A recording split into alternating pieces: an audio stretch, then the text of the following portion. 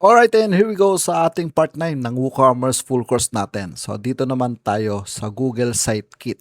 Siyempre, hindi kumpleto yung website natin kung hindi siya nasa-search sa Google. So, dito isa-setup na rin natin yung analytics para makita natin yung traffic ng website natin sa Google. So, bago tayo mag-start para sa recommended web hosting, ito yung Hostinger. Okay? So, mabilis, secure, at syempre affordable para makapag hands-on kayo. At syempre, meron tayong additional na 10% coupon code na ipa-flash ko rito sa screen or makikita nyo sa link sa description para mas bumaba pa yung babayaran nyo kung sakaling gusto nyong mag hands-on dito sa ginagawa natin website sa WooCommerce. Okay, dating gawi, punta ulit tayo dito sa Hostinger admin panel natin at pupunta tayo sa website na ginagawa natin at syempre dito tayo sa WP admin. Yan. So, another plugin na naman to. Okay, lahat ng mga plugin dito kasi sa WordPress, maraming mga free plugin na pwede nyong gamitin. Dahil nga dito sa WordPress, so sa inyo yung website, sa inyo yung hosting, so yearly, napakamura. So kaya marami silang mga free plugin na ino-offer dito. So pupunta tayo ngayon dito sa plugins. Click natin yan, tapos add plugin. Yan. Tapos itatype na lang natin dito sa search yung yan, Google Site Kit. Tapos lalabas na siya rito, no? SiteKit by Google. Ayan, nakalagay by Google. Kasi meron isa ritong SiteKit by WooCommerce. So, dito tayo sa by Google. Click natin yung install now. Yan, tapos click natin yung activate. Yan, hihintayin lang natin. No? Click natin yung activate. Yan, so maa-add na siya dito sa plugin natin. So, ito yung SiteKit by Google. Tapos, makikita natin siya dito sa gilid. Nandito siya sa taas. Yan, Site Kit. Tapos punta tayo dito sa dashboard. Yan, so ang gagawin lang natin dito ay sign in with Google kasi may mga client na hindi nakakonect sa Google Site Kit yung website nila kaya importante to. So ang gagawin lang ni client dito, pwede nyo sabihin sa kanya or i-guide nyo siya kung paano ginagamit yung Google Site Kit. So magsa-sign in with Google kayo. Yan, or yung Google ni client. Yan, tapos click natin tong select all tapos click natin yung continue. Yan. Tapos, view ownership. Yan. Click natin yung allow metrics. Tapos, click natin yung setup. Yan. So, dito naman, no, susundan nyo lang yung Google Site Kit kung ano yung ipapagawa niya. Yan. So, get started. So, makikita nyo rito, meron tayong traffic, meron tayong content, speed at monetization. So, pwede rin natin i-add dito yung Google AdSense natin. Pero, syempre, depende sa team kung AdSense ready siya. Kaya kung gusto nyo gumawa ng website na may AdSense, may ads, kailangan yung team na i-install nyo dito sa WordPress ay AdSense ready. Okay, so hindi naman natin kailangan to dahil nga online store yung sa atin.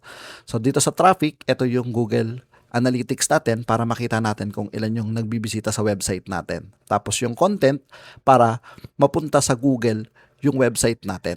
Okay? Tapos syempre yung speed ng website. Yan. So click natin yung setup. Yan. So, dito tayo sa analytics. So, hindi naman to lahat, no, gagawin natin. Dito muna tayo sa analytics. Setup analytics. Yan.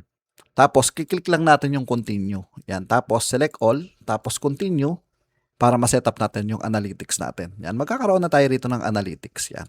Click lang natin yung create account. So, pwede nyo itong i-demo kay client na kung sakali man na hindi nakakonect yung website niya. So, click natin yung accept. Yan, tapos click natin yung recommendation for business, technical support. So, click natin yung mga yan. Tapos, click natin yung accept. Yan. So, lagay natin dito yung sell products. Tapos, complete setup. Yan. So, meron na tayo, no? Nakalagay na rito na congratulations. So, click natin yung go to settings. Okay, so once na setup na natin yung analytics natin, automatic na nandito na siya sa content, no? So, makikita nyo naman dito, pag kinlik nyo yung content, makikita nyo rito, see how your content is doing. So, keep track of your most popular pages and how people found them from search. Yan. Masa-search na tayo sa Google. Okay? Yan yung gamit ng Google Site Kit. Tapos, dito naman sa speed, makikita nyo naman kung gaano kabilis yung website nyo. So, may lalabas dito na mga data, halimbawa kagaya nito, no? Ayan, poor, may good. Yan, ito yung MS ng website natin. So dito natin makikita yan, no, sa speed. So, ito naman, isang beses lang to sineset up. Kaya naman natin sineset up yung Google Sitekit para magkaroon din tayo ng record sa Google kung ilan ba yung bumibisita sa website natin. Tapos, masasearch din tayo sa Google. So, yan naman yung gamit ng Sitekit. Tapos, yung iba rito, halimbawa, pupunta pa tayo sa ibang settings.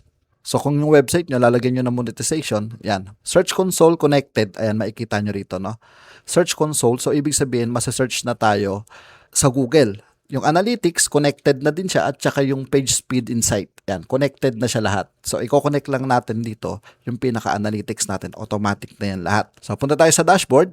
Tapos, halimbawa, gusto nyong i-monetize yung website nyo, i-connect nyo naman siya dito sa AdSense. Okay? Yan. So, ganun lang, no? Ilalagin lang natin siya. Kailangan lang na malagyan natin siya ng analytics para ma-search yung website natin sa Google. So, yan lang yung gamit ng Sitekit na to. Yan. So, dito yan guys, so, sa e-commerce. Sa ibang mga website, so, iba-iba tayo ng kailangan dito sa Sitekit. Pero dito sa e-commerce, ang kailangan lang natin ay yung analytics at yung ma-search tayo sa Google. Yan. So, yan yung gamit ng Google Sitekit. Okay, dahil wala pang data yung website natin, so wala pa tayong makikitang mga graph dito kasi nga bago pa lang, no? Wala, 0 visitors pa lang, wala pang bumibisit sa mga pages na ginawa natin. So lahat yan makikita nyo. Halimbawa may nag-visit sa page natin sa sales, makikita nyo yan dito. Dito yan lalabas. Okay? So ngayon, sa last part natin, doon naman tayo sa finishing touch. So ano yung mga kailangan pa natin baguhin sa website natin bago natin i-launch? Ano yung mga kailangan natin i-test? Okay, bago natin i-launch yung website. So kasi minsan maraming mga error tayong hindi nakikita kaya may mga proofreading na ginagawa dito. Babasahin mo lahat ng mga nakalagay sa website mo. Okay, para pag na-launch na siya, so perfect na yung website natin. So nakapag-add na tayo ng payment, alam na natin mag-add ng product, alam na natin mag-design ng website. So, yung Elementor, so halos alam na natin lahat kung paano gamitin yung WooCommerce, yung WordPress. So, ang gagawin naman natin ngayon sa last part ay finishing touch para kung ano yung mga i-check natin bago natin i-launch yung website. Okay, so ganyan lang yung gamit guys no, ng Google Sitekit. So, napaka-importante nito kasi kagaya ng ibang mga website, no? Pag nag-type ka ng FB, lalabas na yung Facebook sa unahan, kailangan yung website natin nagra-rank up siya, okay, sa Google. Kapag may nag-search ng mga maxi dress, pwedeng mag-rank up yung website nyo sa unahan. Okay, so yan yung gamit ng Google Sitekit at syempre yung analytics natin.